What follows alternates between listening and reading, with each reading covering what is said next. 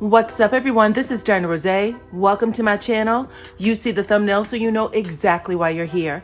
This is a review for Love and Marriage Huntsville, Season 6, Episode 15, the mid-season finale. And y'all, I know it's late, but better late than never. We are going to get into it because it was good.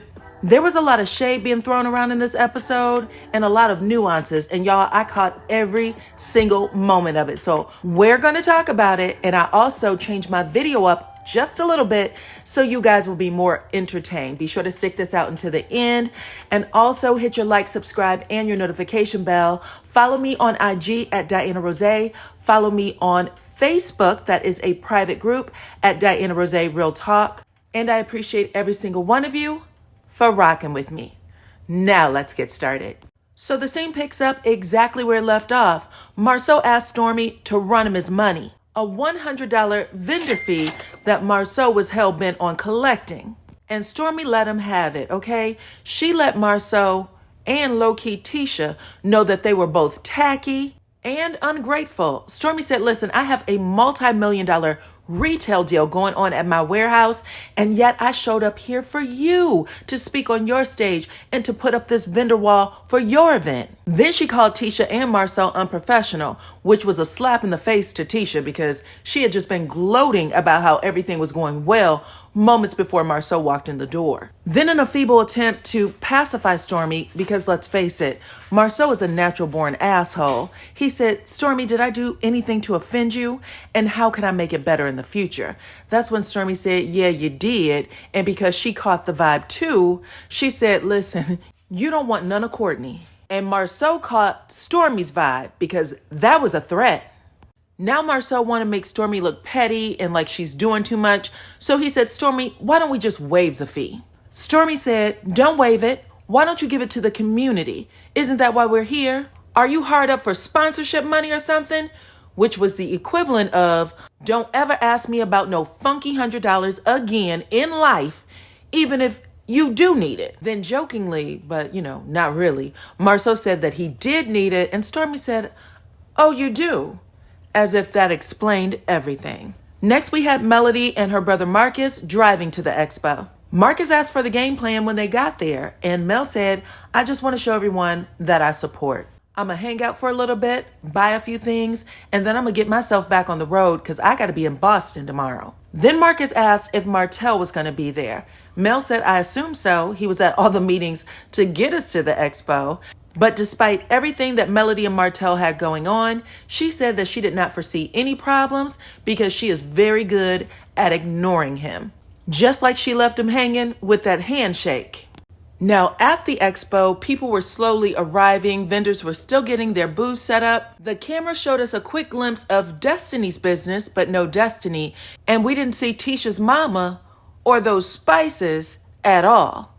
But when the crowd starts packing in, we get a scene from Martel and a guy who runs a mentorship program. And Martel asks if this guy can help get his younger brother, who just got out of jail, on track. Then we got a scene between Martel and Maurice. And I'm going to tell you, Martel's lips were so dry and white in the scene. I feel like his lips responds to his lies in a similar way to Pinocchio's nose when he lied. But Maurice asked Martel, why didn't he bring his not too sweet, not too dry wine brand, which was still less than 1 year old when they filmed this scene, which also means that Martel should be carrying cases of that wine wherever he goes and giving it away to whoever is of legal age to drink it. But Maurice asked, why aren't you promoting it at the Expo? And Martel gives him a look at first like, man, you know better than to ask me that question. Then he says, oh, well, I want to give someone else a chance and not be selfish because I've already promoted my wine here in Huntsville 3 or 4 times already. Then Maurice bucked his eyes open and kind of stared at Martel weird, the same way he does when Kimmy's trying to come after him about Kiowa. He knows it's a pointless conversation, so why try? But in confessional, Maurice said that Melody is clearly a marketing genius and was the brains of the Holt and Holt duo. Then Martel stirs things up between Tiffany and Louis and Marceau and Tisha. Martel asked Tiffany and Louis if they planned on speaking at the Black Expo. And the two of them looked over at Marceau like, Well, why weren't we invited? Now, we do get a flashback where Tisha made a phone call to Tiffany and asked if she was coming to the expo. Tiffany said no, that she had to be on bed rest. However, she was willing to do something remotely. Marceau nixed that, and no one in the group expected them to show up. And now the Whitlows are feeling like that was by design. Mel and her brother arrive at the expo, and you can tell that she is on her good energy. I don't want no negativity around me. She's complimenting everything and everybody. She's buying all kinds of food. It looks like she had like 3 cakes in her hand. She started passing them off to Marcus, and he said, listen, I'm gonna take him out to the car.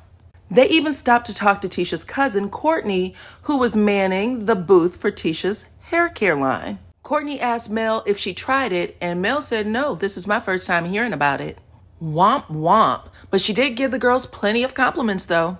Then we get a meetup with Marcus and Martel. And when I tell you that these 2 men hate each other, Martel was trying to play in front of the camera like the 2 of them were cool. And Marcus was not giving him what he wanted. He was antagonizing the hell out of Martel. Marcus asked if things were getting any better between him and Melody. And Martel said that Mel needs to let her guard down because they've been separated for 3 years. Then we get a flashback scene where we hear Marcus tell Martel that something happened to him in childhood that's causing some regressive behavior. Then we get another flashback scene where Marcus and Martel show up to the same event dressed like pharaohs. Now, I should have known by how hard Cedric was laughing at the 2 of them dressed the same that there's always been some bad blood between them. But Marcus fixed his mouth to tell Martel that his children asked him and his partner to be their daddy. And he had to know that nothing good was going to come from that. But I feel like Marcus was strapped, okay? That's when Martel said, if you ever say some shit like that to me again, I will whoop your right now. Now, at the expo, these 2 were still cursing each other out with their eyes, but they ended up shaking hands and walking away. When Martel left, he said that Marcus was childish. In his confessional, Martel said, I'm not feeling Marcus, for real. And he's still saying shit online too. So F him. Shit. Then we get a scene between Melody and her ex-brother-in-law, Montez. This was the first time that they seen each other in years, and they both got really choked up. It sounds like Montez may have been in jail for the majority of Melody and Martel's marriage, and now he's seeing his ex-sister-in-law for the first time, and he advised her to be strong with everything that she is still going through with Martel right now. He also tells Melody that he will always have love for her, and she told him that he would always be her brother-in-law. And Martel stood to the side and looked as sad as he wanted to be. Then we got a few short filler scenes to pass the time. Kimmy complained about coming to the expo fresh off radiation, and someone gave her a booth all the way in the back of the expo. Stormy complained about the event, period. She said that it looked like junior prom in there, and that she could have been at her warehouse taking care of business because her crew made a labeling error. Martel complained that his friend girl, Sheree, isn't taking his calls anymore. And after he found out that Melody was actually sitting in the audience and was not going to speak with the rest of the core group, he had a complete meltdown and said that he wasn't going to either. And that caused the entire group to throw a hissy fit. And everyone in the audience could see it because they were standing behind a projector screen. Then after that, editing decided to put everyone's bad moment on the screen. Marceau, the smarty pants contractor, who for the last year and some change had been trying to franchise Sculpt, had no idea how to answer the venture capitalist question. When Maurice, the started from the bottom, now I'm here attorney, was asked, how do you start a business if you have bad credit? He didn't answer the question at all. Instead, he completely deflected by talking about his own story of having a 490 credit score. And Kimmy looked fit to be tied. Stormy's advice was to chase what you love instead of chasing money, and the money will come.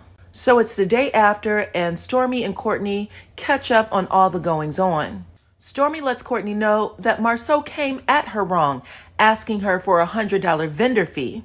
She said that someone needed to talk to him about acting like a bitch, and she asked Courtney if he was going to do it. Courtney said, I definitely will, and then they also talked about having another baby.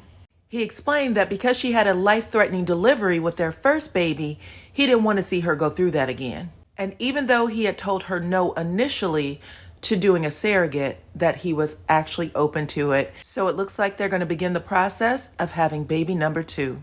So in the last scene, Tiffany holds a lunch with the girls regarding the expo, specifically the fact that she was left out. She said, listen, this expo took weeks of planning. And when I get there, I see that Stormy has an invite to sit on the stage, but I didn't. We're all entrepreneurs in this group, so why wasn't I invited? That's when Kimmy chimes in and says, but you were. Tisha thought of you from the very beginning. I'm sure it was just an oversight. Now, I know that Tisha brought those puppets on the reunion stage saying that Melody was controlling Kiki, but damn, Kimmy definitely has a firm grip on Tisha's jaw. She is not letting her say a word to defend herself. And Tiffany stood firm. She was like, listen, I don't care what coulda, shoulda, woulda. What ended up happening was you guys have been planning for weeks. I get a phone call the day before, and you didn't even ask me then. When I volunteered, you said no. But truthfully, if you wanted me to be there, you would have made a better effort. That's when Tisha's passive-aggressive, dirty dog self said, well, Tiffany, I don't even know what you do.